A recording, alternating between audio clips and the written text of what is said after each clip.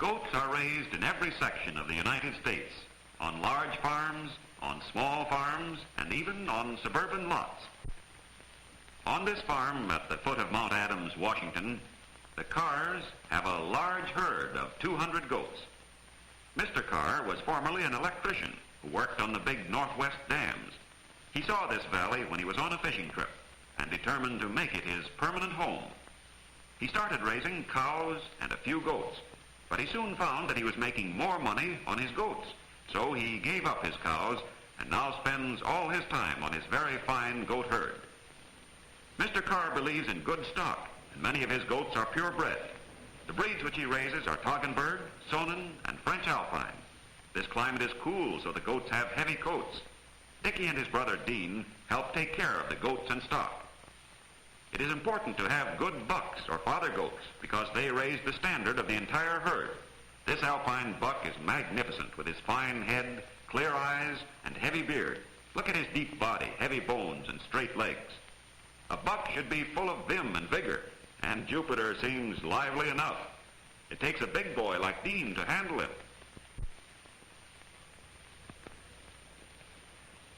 They are unruly and would fight, and also they have a disagreeable odor that the does do not have. This ranch is 1,000 acres. Mr. Carr has cleared 16 acres by himself. The woods behind the house are a natural feeding ground for the goats. They are turned out in the uncleared land every day. Goats are browsers by nature, as they prefer leaves, twigs, and weeds to grass. They get plenty of exercise and proper food, which keeps them healthy and makes their coats shine. Mr. Carr leaves their horns on most of his goats for protection, because the bears and coyotes come down from the woods and occasionally attack and kill one of the herd. Goats are very smart. It's said that when danger lurks near, they take turns standing guard, while the others eat and chew their cud or rest beside the mountain stream. Goats are unusually healthy, adaptable animals and thrive in many different parts of the world. While the does or mothers go to the woods, the young goats or kids are turned out in the big corral. There are about 50 kids, bashful but very inquisitive, like other baby animals. 15 of the does live in the same barn as the kids. Some of them went to the woods with the other goats. They will stay in their own group all day, but when they return, they will go directly to the kids' barn to nurse the babies. The kids eat foliage and leaves like the grown-up does. They are lucky to have this large corral to play in. The corral has shady trees and stumps and an irrigation ditch. The kids like to drink the clear water which comes from the melted snow off the mountain. The main products from goats are milk, cream, butter, cheese, meat, hides, and hair. Pink bricks of medicated salt are kept handy for all the goats. They need vitamins and minerals just like people. Mr. Carr studies their diet carefully and adds things like molasses to their grain. Mrs. Carr and Carol feed the kids night and morning and are sure each baby gets her share. Besides nursing, often the babies are fed their milk from a bottle. Inside the barn, hay and grain are left in the racks so the babies can nibble all day. Mrs. Carr raises many of her own vegetables. She has a busy day taking care of the little goats besides cooking and caring for her own family. She goes to town about once every 2 weeks for supplies. Dean and Dickie help her cultivate and irrigate her garden. Today, she picks corn, blue cabbage, and squash.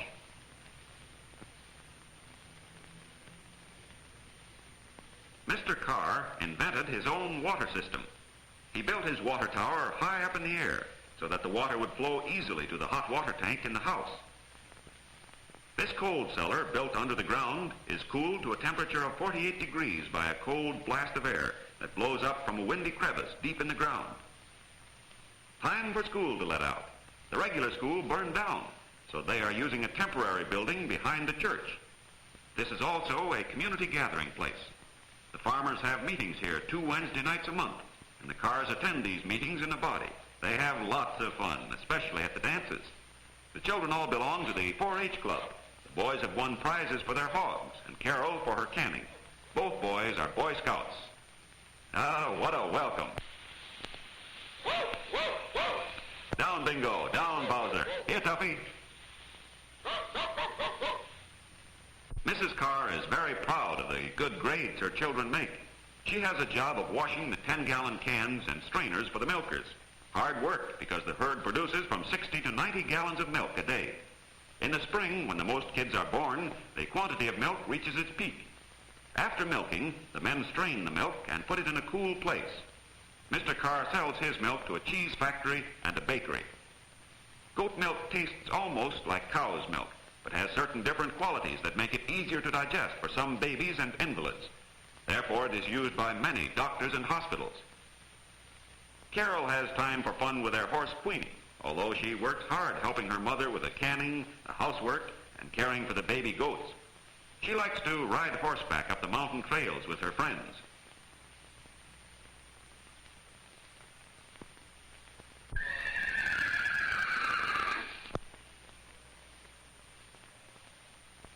Dean and Dickie work where they are most needed. Today, they help their father stack the bags of seed and hay in the hayloft.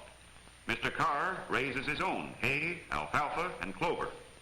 When the goats run in the woods, they are not fed hay, but when winter comes, it will be added to their diet. Carol milks Daisy, a pet goat, for us. She has a fine, even stroke. The goats are milked night and morning, and each milking takes an hour and a half. Carol milks half the goats on the electric milking machine, while her father and the boys milk the other half by hand. They have clean, well-ventilated barns and modern equipment, and their milk has a high rating. Goat's milk is rich, but the cream does not rise by itself. It must be separated by a machine. This is Annabelle, Dickie's pet goat, and her baby, Venice. Dickie has milked since he was 8 years old. Many goats are born without horns. Venice really is hungry. Annabelle has lots of milk to give her youngster, so Venice too will grow up to be a fine doe. Heidi has twin babies, Gypsy and Penny. Penny is only a day old, but she has a mind of her own. Heidi is a devoted mother. Babies need a lot of sleep. Penny settles down to have a little nap.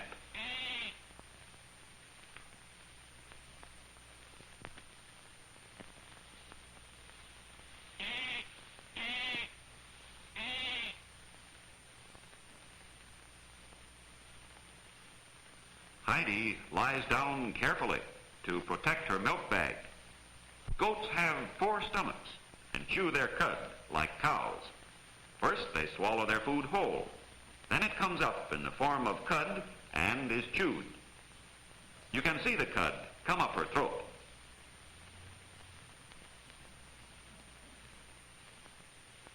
Heidi's beard tickles Penny's nose. Oh, how that tickles. Penny's annoyed. The Carrs have close friends, the Hills, who live on a 5-acre farm in California and breed Nubian and Alpine goats. Mr. Carr does other work, but runs his small farm as a sideline. These Nubian goats have droopy ears and big noses. This breed originally came from Egypt and Ethiopia. Goats have served mankind for thousands of years and are mentioned often in the Bible. Goats are very common in Europe and Asia because they can be kept in a small place and need so little care. Many families with only a small house and yard keep a goat. These lighter goats are French Alpine. This breed came from the mountains in France. Kids will be kids. It is not an unusual thing to see them dance and frisk around and bump heads. There's nothing cuter than a group of kids at play. Perhaps this is why we call our children kids. That would certainly hurt a person, but their heads are strong. Goats are natural climbers and are sure-footed on steep mountain heights. One can see wild goats high up in the mountains in our national parks. The Hills keep the barns and yards clean. Look at this clear water. Yvonne is smart. She knows where the water is coolest. She is a very pretty Alpine goat.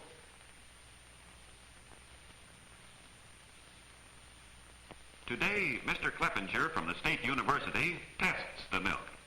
He will test this herd 3 days in a row. He weighs each doe's milk separately and makes a record of the amount of milk. He writes the doe's name on the label on the bottle.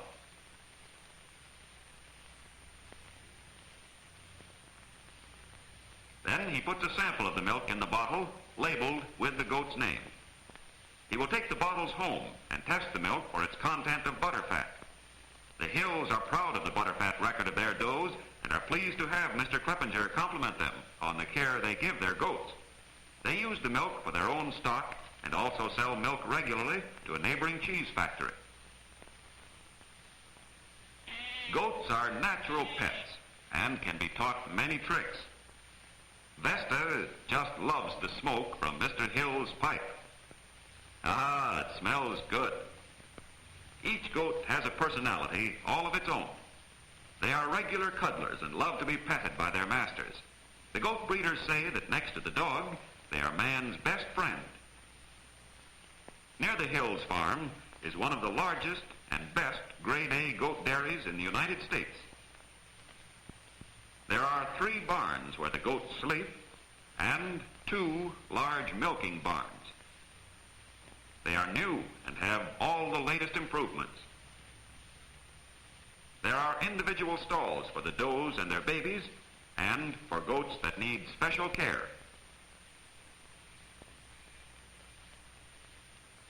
Mr. Peel has 300 goats, and many are purebred white Sonans.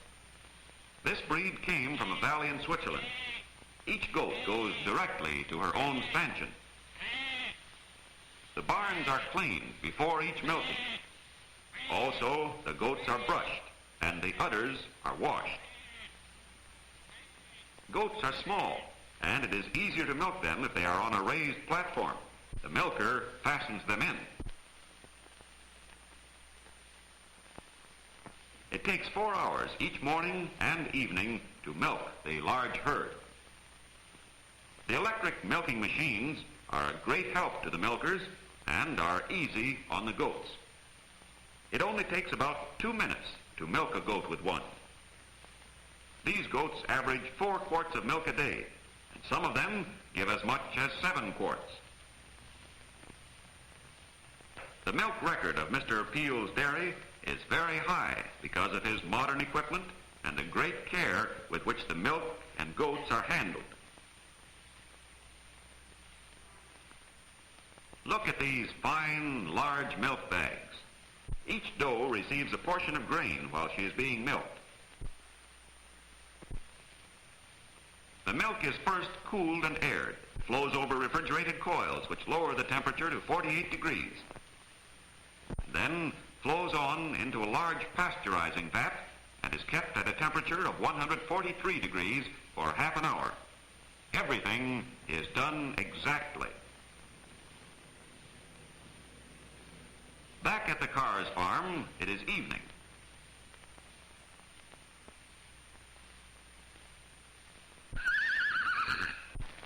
Dean puts the bridle on Queenie to go out and round up the goats. And he takes Bowser along to help. They are great pals and have had many hunting and fishing trips together. Dean rides bareback up through the forest trails. Sometimes the goats wander far from home, and it takes time to find them in the dense forest. He dashes from one place to another, carefully scanning the dense foliage.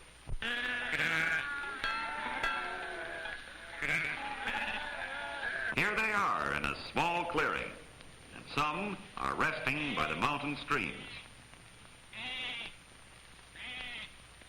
The does are glad to return to the barns for their supper, and also their bags would hurt if they were not milked regularly. Back at the barns, they watch for the herd. The babies want their dinner. And so the beautiful herd is home and ready to be milked. Each goat turns into her own barn or corral, and the 15 mother goats that live with the babies go directly to the kids' barn. Some will sleep in the barns and some in the corrals, while the dogs keep watch and guard them during the night. These friendly little animals deserve the best because they demand so little food and care and give so freely of their health-giving milk.